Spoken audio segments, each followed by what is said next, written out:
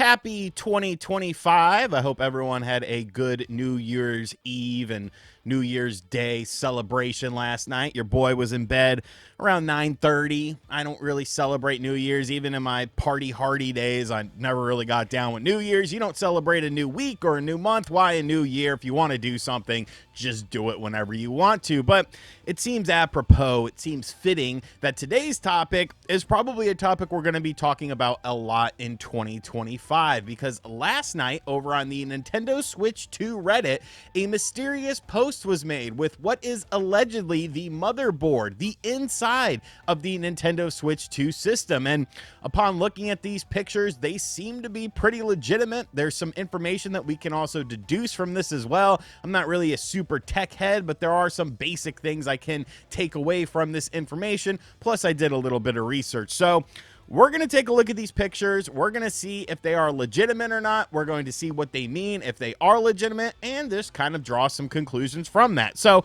I will have a link to the Reddit thread in the description box down below. You can see here that this was posted about 14 hours ago by MHN1994. Now, how this individual got a hold of these pictures, that really remains to be seen. But you can see here, I mean, there's chips and circuits and all sorts of crap going on around here, but this individual is alleging that this is a Nintendo Switch 2 system. And right off of the jump, even if you're not like a super technical person, if you've been paying attention to the various leaks we've been talking about on the channel, you would see here that this is actually very in line with what we have been seeing. There are two USB ports on the Nintendo Switch 2 system as far as what we've seen from leaked images as far as accessories are concerned, and this is right in line with that. If you know anything about the standard Nintendo Switch, which I have right here, you just have the port on the bottom of the system. There is no port for USB on top of it. However, it looks like this new system will indeed have two different ports, and that is in line with what we've seen in other images that have allegedly leaked from this. So right off of the jump there, like, I'm kind of tending to believe what I'm seeing here. You can also see there is a lot of heat shielding going on around the various components on the device here, such as here, this whole section here, this section here, and then this section here. So, once again, if this is a fake, it looks a hell of a lot better than the Super Sega, control motherboard did that we've seen from that. And then going on along here, you could see that there is an NVIDIA chipset within this. Now, many people are expecting this to be the T239. However, this seems to have some sort of code name attached to it. It says STW24, and then some additional text is on there as well. So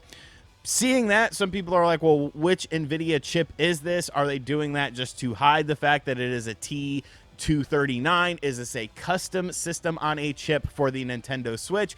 But once again, when you see an NVIDIA chip in here with a lot of heat shielding around it, like, that's in line with what this system is going to be. But the more interesting thing is what is actually right here, consisting of the memory of the system. Now, this picture is upside down, but it reads SK Hinks HYNIX H58GE6AK8B. Now, this is essentially LPDDR5X memory, and it seems like it has a total capacity of 12 gigabytes. And once again, that is something that we have been hearing quite a lot about with this system, is that it is indeed going to be around 12 gigabytes. Now, whether or not developers will have access to all 12 of those gigabytes, obviously some of that is going to be for the operating system and things like that. And so with that being said, if these images are to be believed, which I believe they are to be believed, and when you look here, you could see additional chips, card slots and stuff like that. This all looks very authentic. Many people are kind of hung up on the fact that, that's not enough gigs. It's not going to be a strong enough system, blah, blah, blah. Nintendo's probably going to restrict that to have better battery life and stuff like that in handheld mode. And I guess that is a plausible thing to have in your mind. However, we're forgetting some key components of what we're expecting from this system, such as the upscaling stuff within it. Yes, on paper, it might not be as strong as other systems are on the marketplace. I saw Tom Warren taking a shot saying, oh, the system's not going to be as strong as or he's surprised that people think the system is going to be as strong as a PlayStation 4 Pro. And I mean, maybe from a technical perspective, maybe it's not going to be. But when you factor in things like DLSS upscaling technology, that's going to be a major contributing factor to how the graphics of these games are going to look. We've already had Mark Cerny come out and talk about flopflation and the whole fact that, you know, how the PS5 Pro, people were saying it was over 30 teraflops, but it's only 16 teraflops. Like, you're at the age of diminishing returns when it comes to just raw power. Now it's about upscaling stuff. It's about making things more efficient, because if we get into this raw power race like we've been seeing the past couple of years, and really for almost a decade now, look at the slow output of games. Look at the slow output of first party and bigger games from companies. You're getting a lot of remakes and remasters and smaller projects instead of the big AAA games that we used to have every single year. You know, so I don't think that this system on paper being, you know, potentially weaker than a PS5 or an Xbox Series, or, you know, even if it's more in line with the PS4 Pro, which, I mean, I would imagine it would be from a technical perspective. Like, you have artificial upscaling, which does amazing things in terms of increasing visual fidelity, increasing frame rates. And I think that is the move going forward for these companies. And it's not just in terms of raw power. You can also see here that this is a BEE CPU01 motherboard on here.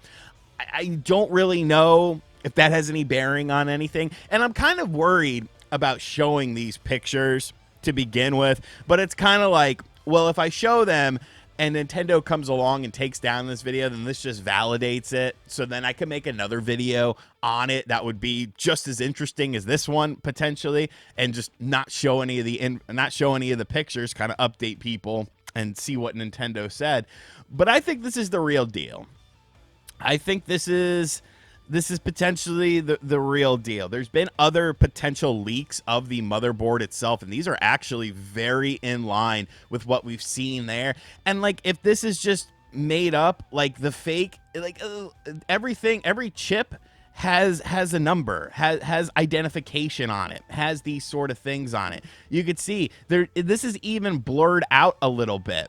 So whoever took this picture knew what they were doing and knew to potentially blur out this information because of maybe NVIDIA being able to track them. When you see all of the heat shielding going around here, one thing I do want to say, though, that I find very interesting is that there appears to be only one cartridge slot on the system. And that was something that we were wondering going, you know, leading up to this system, because I'm guessing the Switch 2 is going to somehow mimic the Switch system on a chip, because obviously it's going to be using a different chip for this. But when it comes to backwards compatibility, one of the thoughts I had was potentially maybe they're going to do 2 cartridge slots like we saw with like the original DS and the Game Boy Advance when it came to backwards compatibility, but it doesn't seem like that's going to be the case. Now, does that potentially mean something for just digital releases on the Switch 2? Like, I'm just saying, just something to think about. Maybe your digital games translate over to the Switch 2, maybe not so much your physical games.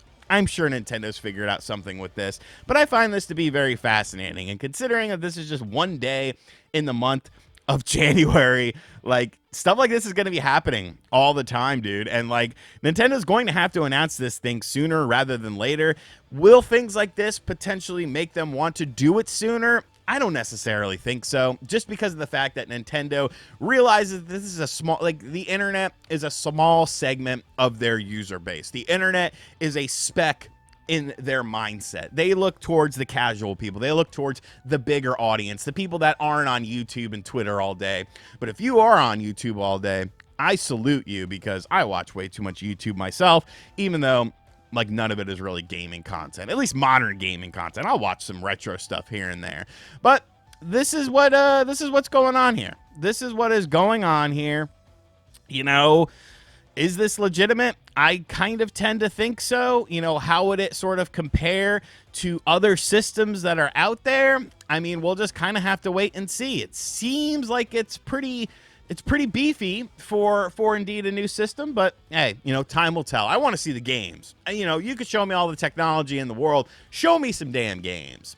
I'm still over here playing N64 and Dreamcast like it's 1999. Anyways, guys, let me know what you think of this in the comments section down below. Do you believe what you see? Do you think that this is just a fabrication? And if so, it's a hell of a fabrication. And as always, guys, thank you for checking out this video. If you're new to the channel, make sure you hit that subscribe button, like, comment, and share. Hit the bell as well.